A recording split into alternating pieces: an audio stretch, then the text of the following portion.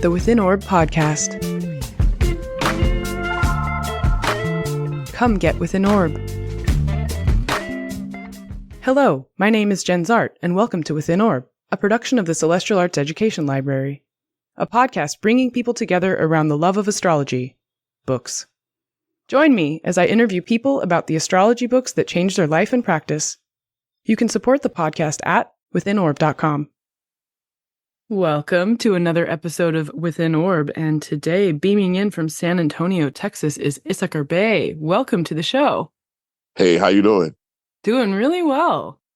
You are someone who has been in this community for so long. I cannot wait to pick your brain about not only the books you know, but the stories behind the books you know. Oh, yes. My story is very interesting because I've been behind the scenes. So, Yeah. and I'll tell you why I've been behind the scenes. So, Tell me. yeah. So, well, my story is very interesting because I grew up in a church. So once growing up in a church, and then I became an ordained minister, but I was already into astrology even before, while this is all going on. And in the church, astrology is a taboo. Everybody basically frowned upon it. So I was always behind the scenes. Like, nobody knew that I was, going to the NCGR meetings in New York, and I was going to Michael Luton's house, and I was going to Quest Books in Manhattan. You were in the closet. You were in the star closet. Yeah, and I was going to Quest Books for Shelley Ackerman's lectures with Alan Oken and Alphee Lavoie and all of those people. And so, it was very interesting that happened. My introduction real quick into astrology was this. I was dating a girl whose stepfather was an astrologer. And he was telling me, he said, Issachar, I can't really teach you astrology right now because I'm using it to gamble for horses. He says, I don't have time to really take you A to Z. He said, but go to the Astrological Center of America in Manhattan. There's a guy named Dave that runs it. So I go down there and I get a chart printed, and it looks like hieroglyphics. I don't know what none of these things mean. I don't know what the houses are. So there's a man in the store, and I asked him, I said, excuse me, sir, do you know anything about astrology? And he said, yes. And I handed my chart, and I says, could you tell me anything about my chart? And the first thing he says to me is, by any chance, did your mother pass away? And she passed away. And I said, well, how do you know that? And he says, well, the chart will suggest, that she could pass away. And I said, well, listen, I don't know how you know that, but you have to teach that to me. Wow. And so he began to teach me, and we had to do it in a way that nobody knew about it. So for years, I've always been in astrology, but never could promote it. Never. But I'm at a place now where it's just like I'm busting through the doors. I'm kind of coming out now. I love it. But I've been in it for a long time. Well, I can feel that too, because yeah. Just knowing who's the who's, all the books. Well, I listened to the first episode of your podcast, and I was like, I feel like we're parallel tracks. You know all these people, and you've seen every motion of the community develop through the 90s to now, and there's just so much that, it takes just time in the game to know, Yeah, and it was very interesting because my teacher, Dave Young, once I got a hold of Uranian, that's all I wanted to do. Uranian was just so fascinating to me. And he tried to get me into Project Hindsight with Robert Smith. He was trying to get me into studying Guido Bonatti, William Lilly, Thought Ageless. He was trying to get me into all that stuff. And I was like, okay, but I just wanted to get into Uranian, but, he's passed away now. And now I find myself circling back around to all of the things that he kind of wanted me to really get involved in the beginning. So, it's just coming full circle. Like, he kind of enlightened me to everybody. So, like I said, I got to go to London last year to the Astrological Association conference, and I got to meet everybody who I've known for years in person, from Deborah Holden to Lee Lehman, Lynn Bell, some of these great astrologers who are all there, who I've had their books and their lectures and so forth. So, it was just fascinating. And then for me being a Black man, when I met them, I knew so much about them. They probably were like, who is this guy? Like, how does he know this stuff? Right. But I've been in the know, but even behind the scenes. So I've been like mountain astrologer, locked into all the conferences. Whenever ISAR has something, I'm buying all the recording tapes of the conference. I'm listening to everybody, so I'm always trying to learn and grow. And it's crazy because in astrology, you always learn something new. It's like nobody just knows everything.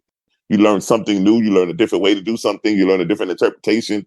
So it's a phenomenal science. It is phenomenal. What was it like for you to go to the AA conference and meet these authors in person and see them in real life? Oh, it was phenomenal, first of all, to be in a facility where everybody's of like-mindedness. Everybody's into astrology. You know, as we're waiting for the lectures to start, we're all sitting in the lobby. Everybody's talking about astrology. Everybody's talking about, you know, what's going on in their personal charts, or we're all just dialoguing. It's just amazing to be in that setting where everybody's of like-mindedness, you know, and some of us are on different levels, but it was just amazing. I got to meet Stormy Grace. I got to meet a lot of people. So, you amazing. know, it was amazing. Yeah.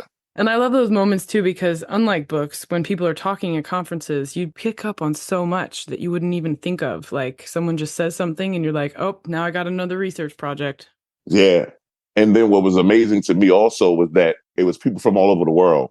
So there was people from India, there was people from Venezuela, from Greece. So all these astrologers from all over the world, we all had a common ground. We all spoke the same language, so to speak. So that was fascinating to me, that no matter where you are in the country, when it comes to astrology, we all spoke the same language. And I just thought that was phenomenal. I love that. I love that. So speaking of, what was your first entry point into this language with a book? What was your first astrology book?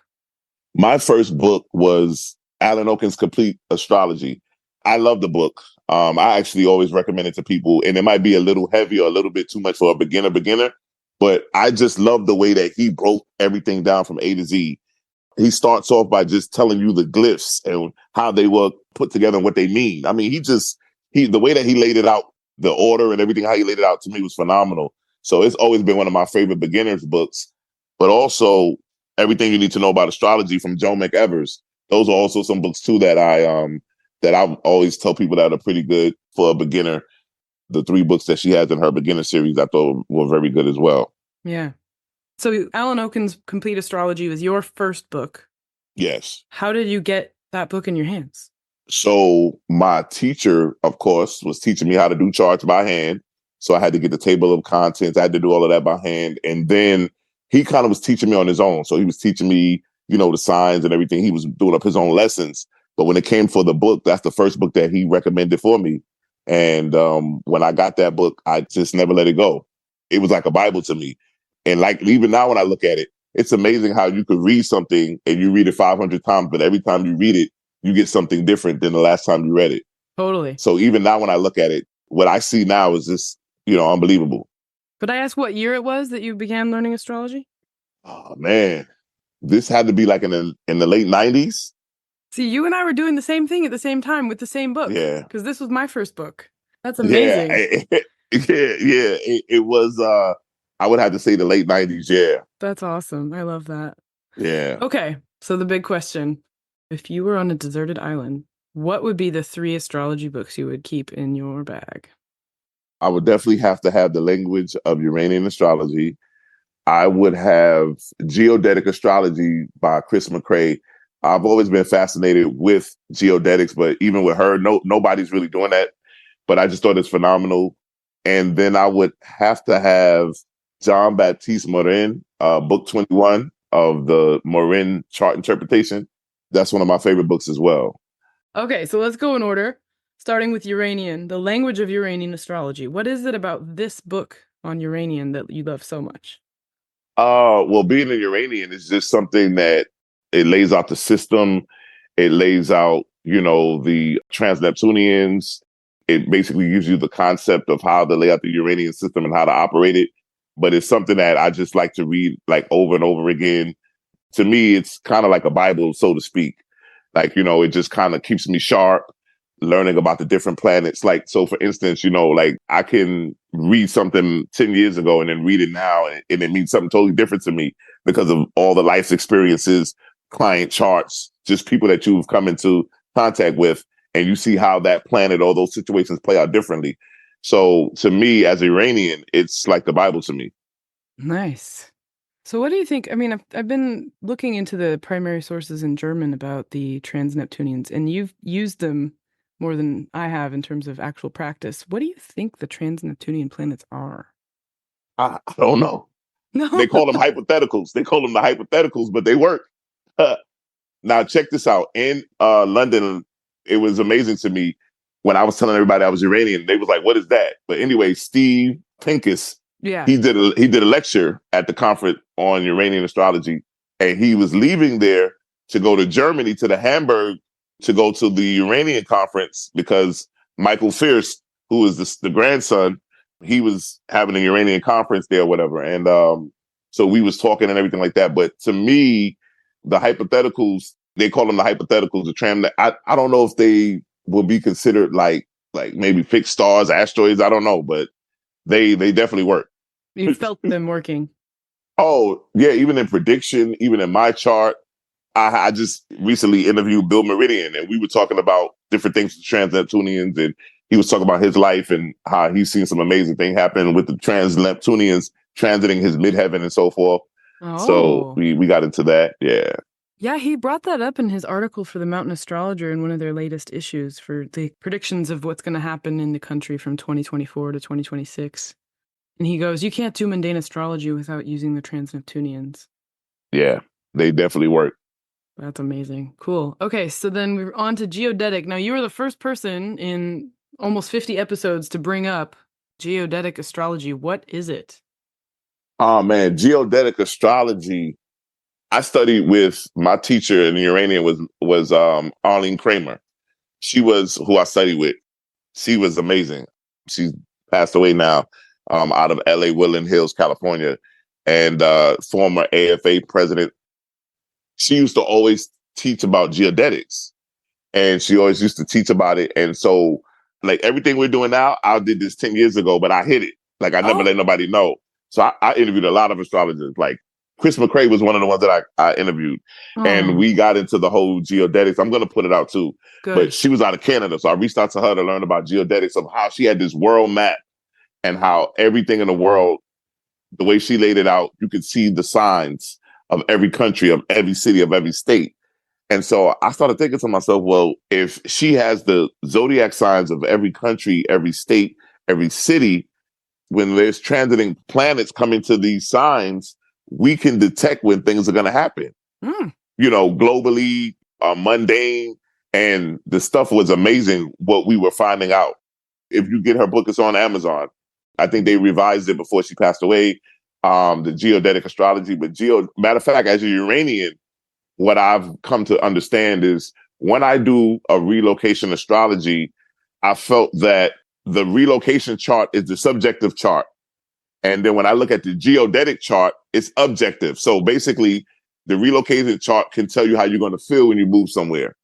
But when you look at the geodetic chart, it will tell you exactly what's going to happen while you're there. So, like for instance, I'm originally from Brooklyn, New York. Mm-hmm. I left there and moved to Vegas. I lived in Vegas for 11 years. And then I left Las Vegas and moved to San Antonio. But the reason I came to San Antonio is because I'm on my Venus line in San Antonio. So I wanted to see how that felt. Now, what's crazy, I never told nobody this story. One day, I went to get a reading from a psychic. And she told me, she says, hey, Issachar, you should move to Chicago. And I said, oh, no. I would never move to Chicago with all the violence. I said, this lady is crazy. And I'm thinking that this lady's crazy. Yeah. I go home and look at my chart in Chicago, and I almost fell out the chair. Because in Chicago, my midheaven is on the Aries point. Wow. She told me, if you move to Chicago, your career would take off unbelievably. You're moving to Chicago, aren't you? No. No, so that, in my mind, that's supposed to be my next destination. I don't know if I'll get there.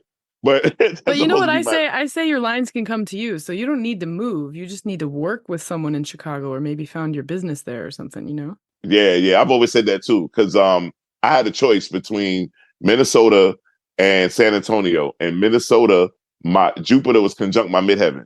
But it's too cold. No, it's not that. It's just I had a choice. I went to some of the the high people who do relocation astrology, and just to get a second opinion. And everybody was like, I would go to San Antonio, but it was a choice between those two. But yeah, but for geodetics, I just think that it's something that everybody should look at, especially with everything that's getting ready to happen, everything that's going on in the world. I don't know if it comes with the book now, but before, Chris McRae would send you a world map. And it's this big map that I have. She has zodiac sign for every country, for every city. How did she come up with those? Like, did she use Nick Campion's Book of World Horoscopes? Like, how do you decide what zodiac sign a country or city has, you know? Yeah, I think she used some of that. And I think that she, I forgot how the story goes. I would have to go back and listen to the interview. Okay. But she just talks about like a lot of trial and error. But I think she did a lot of research with Nick Campion's World Horoscope books and so forth. But yeah, I just think that that's something that I've always admired was geodetics. Wow. You know, I think that's something that, I mean, I see books about geodetics all over Kaylee and I'm going, this has gotten lost because nobody's talking about it. Yeah, I just think that it's definitely a classic. Yeah, and no one's teaching it, so maybe it's time. It's going to resurge with this Uranus North Node conjunction in Taurus that happened 2 years ago. Like, we need to get on the Earth again. We need to get grounded. Yeah. Cool. Well, I'm so glad you mentioned a topic and a book and an approach to astrology that hasn't been worked with in a long time or mentioned at all on my show, at least. Imagine stepping into a room of 5,000 astrology books, turning a corner and stepping into a room of 2,000 more. The Celestial Arts Education Library is every astrologer's dream, and it can be yours. I invite you to come support Kaylee before you can visit physically. Your support will mean the creation of 52 new episodes of Within Orb next year, 4 issues of the Kaylee Review, our inaugural journal, and countless book talks, events, classes for our community. Visit our website, www.kaylee.institute/support, to select your level of care. Please help support Kaylee into the future, our future, so that we may study the future together. Thank you for listening. Please enjoy the rest of the show. The third book, though, this book 21, what is it? So apparently, how many volumes are in this set by Jean-Baptiste Morin de Millefranche? 26, 28, something? Yeah, something like that. Yeah. But 21 to me was great because he gets into like just the way that he breaks down the chart of how to interpret it with his layout, his focus. Like I said to me, like when we talked yesterday on my podcast, your approach to astrology, how you think, how you approach things. Yeah. And I like the way that he approaches like the significator, right? Yeah. So for instance, everybody thinks that the moon rules the woman in the chart, but the moon could rule the brother, it could rule the sister, depending on the houses, depending on what's going on. So he basically shows you how to really interpret the chart with dispositorship, with the lords of the houses. I mean, just the way that he approaches a chart. That's one of my favorite books of his. It's always something that I would grab right away. But there's like so many books that I love. So it's like, you know, I buy books like Women Buy Shoes. Yeah. So I'm always want to learn. I always want to expand my knowledge, you know, so that's why I'm always subscribing to newsletters and magazines. You got to say, like, my third book, Jen, would be a Kindle and a charger because I can't decide. You know? Yeah. Now, you know me. So now it's funny you said that because I now have to move that way because of just moving around and can't bring all those books with me. But I'm a person that loves the physical book. I like to be able to highlight and, you know, all that kind of stuff. So I just think that if I'm stuck on a deserted island, those are the 3 books and it's amazing because in my mind, I could also replace them, you know, so it's just like. That's right. It's probably already in your head by memory, right? Yeah. Yeah. I mean, the thing I love about Morin's approach, and I didn't know this at first because I wasn't aware when I was being taught it, but Rod Suskin really bases a lot of his second year of his 3-year program on the Morin method.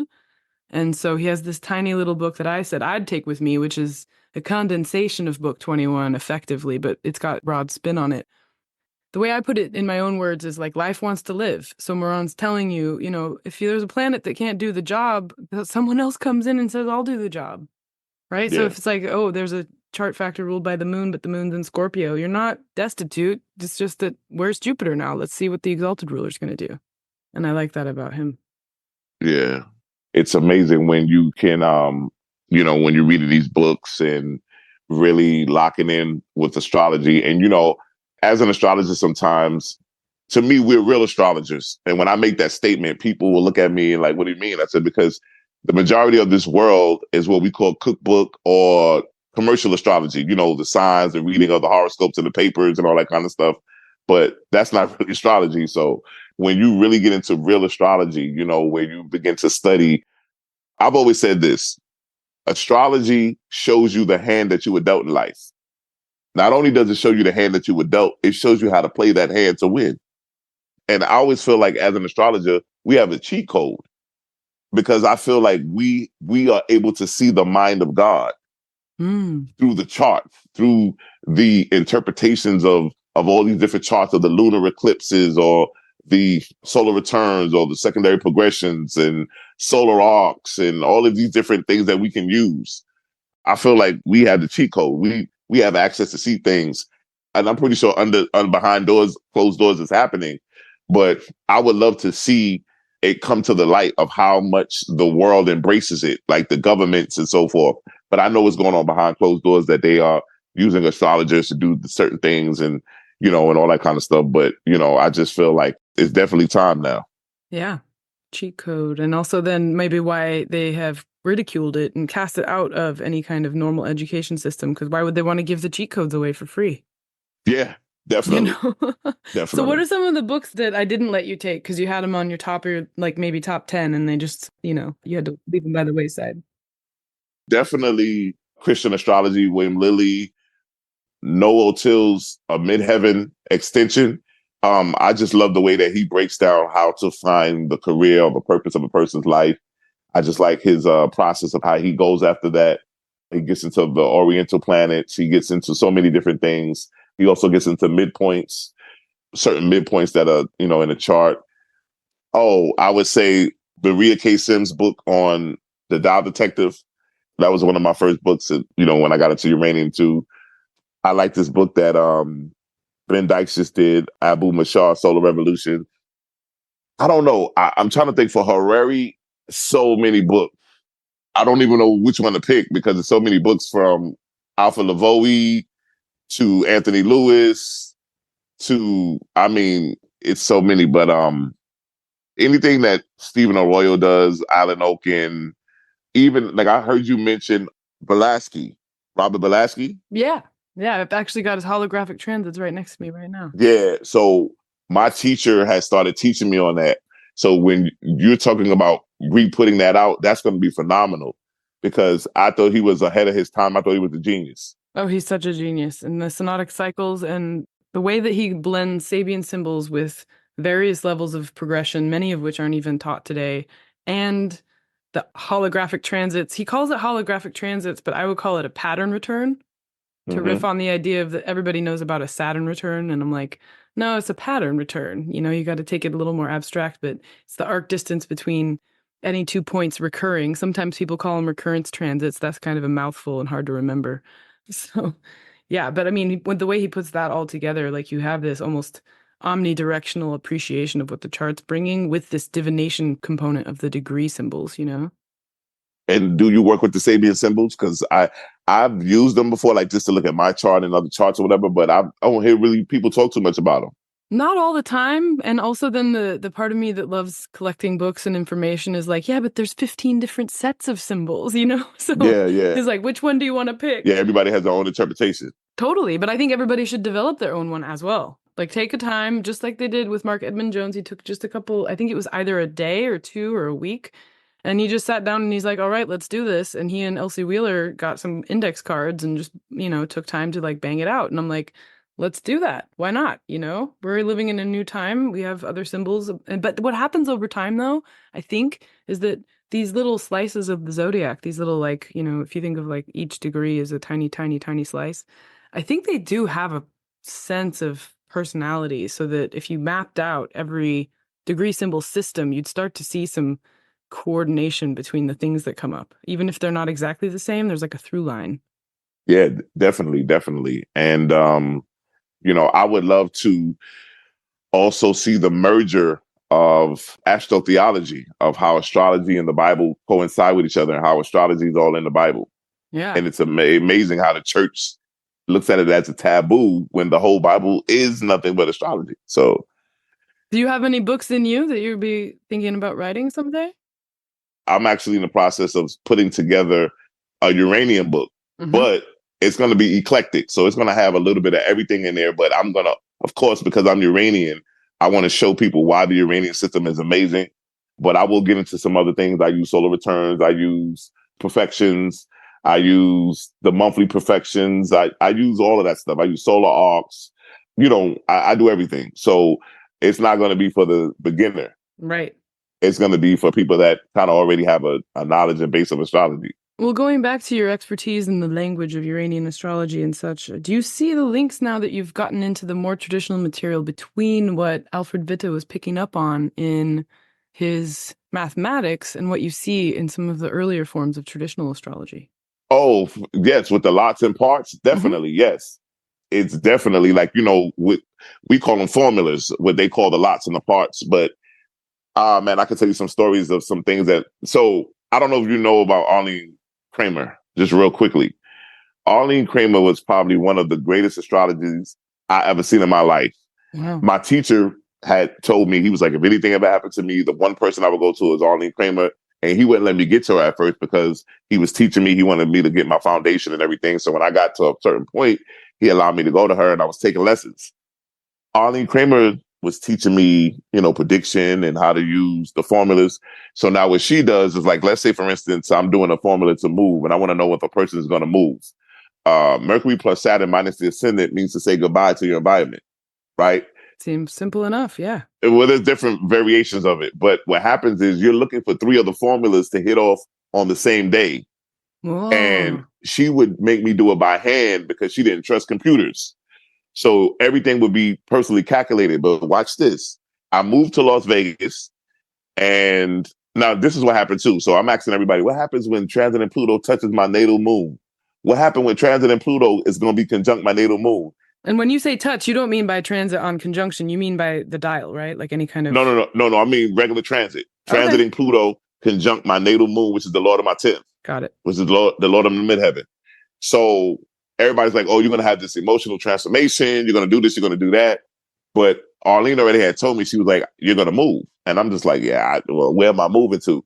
But bam, as soon as that happens, I just jump up one day and was like, yeah, I'm moving to Las Vegas. I don't know nobody.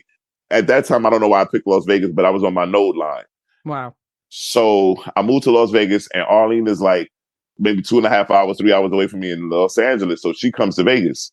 When she comes to Vegas, she's coming to Vegas because her formulas have already told her that she's going to win. She got the 3 formulas on the day. Jen, I'm sitting next to her in a casino.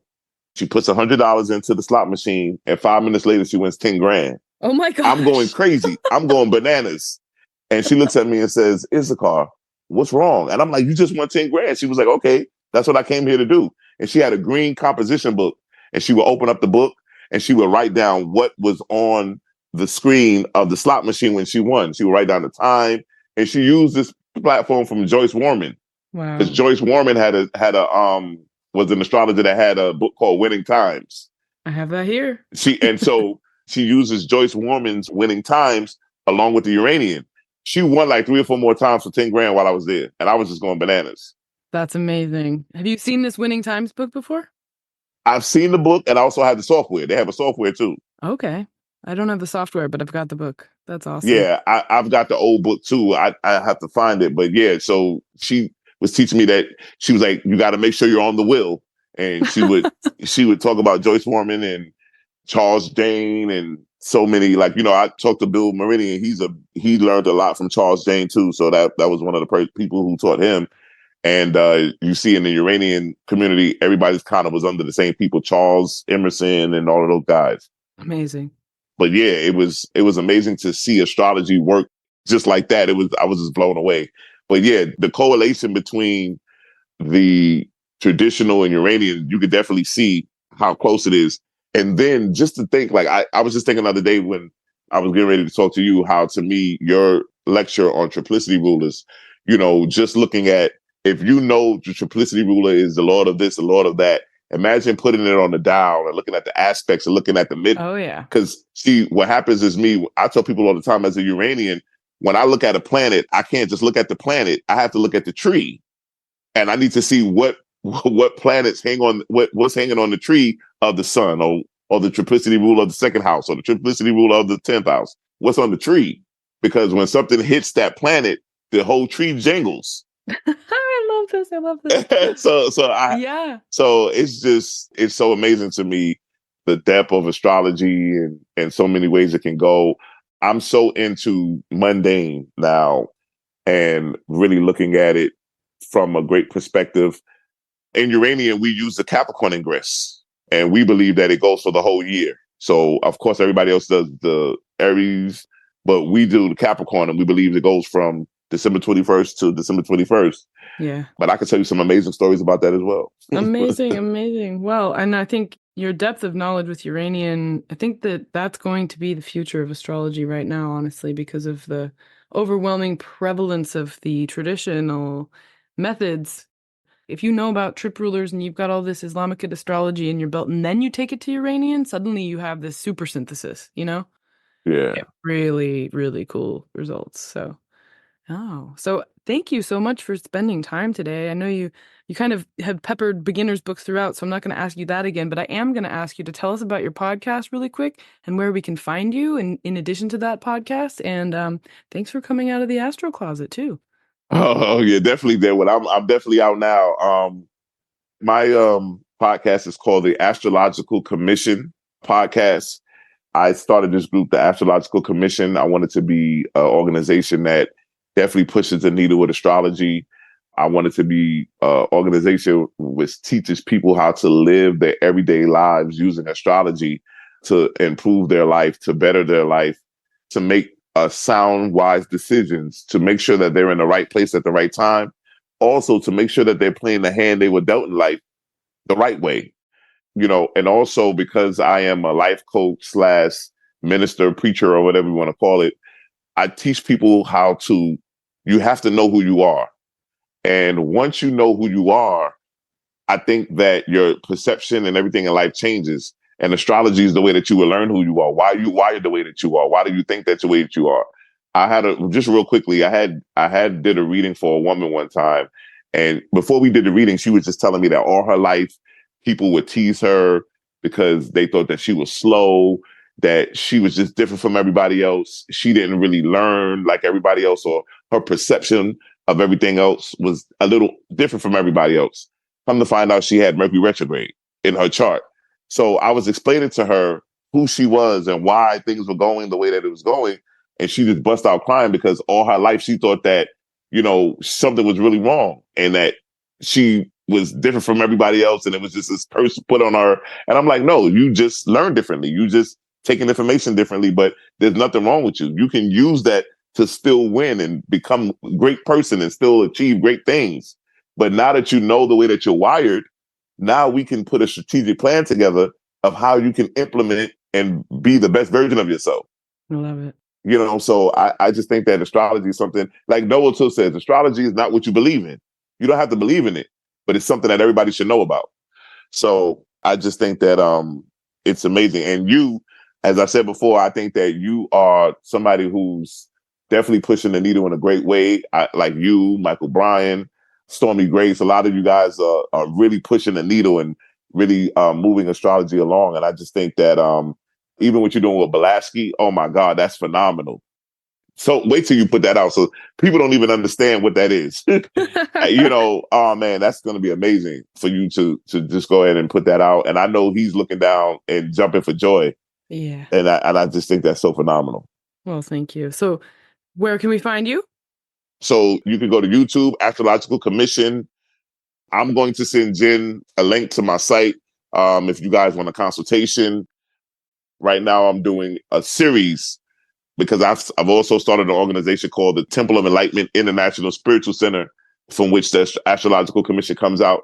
And right now, I'm doing a series on money manifestation mindset. And we're getting into the elements, learning about everybody's element and how that transcends with your money and your mindset and how you individually can start to manifest money. So we're getting into that. And that's every Sunday. So like I said, I'll send Jenn all of the links that you guys can get involved in. But yeah, you can Google Issachar Bey. You can Google me at, like I said, Astrological Commission Podcast. We're on all of the DSPs, Apple, Spotify, the podcast. And like I said, you will be hearing from me with a book, and you might start seeing me on a lecture circuit pretty soon. Amazing. If not this year, definitely next year. Awesome. Well, thank you so much for taking time today and introducing yourself to everyone listening. And yeah, so good to have you. Thank you so much. Thank you for listening to Within Orb. To learn more about the Celestial Arts Education Library, or to become a member, visit our website at caeli.institute. That's www.caeli.institute. If you enjoyed this episode, please help spread the word. Follow or subscribe to Within Orb in your podcatcher of choice, rate it 5 stars, or write us a happy review. This helps others find the show. We also want to give a big thanks to the indie band The E-Block for contributing their song Wake Up for our intro and outro music. You can find them at their website, eblockband.com. This is Jenn Zahrt, signing off for now. See you next time.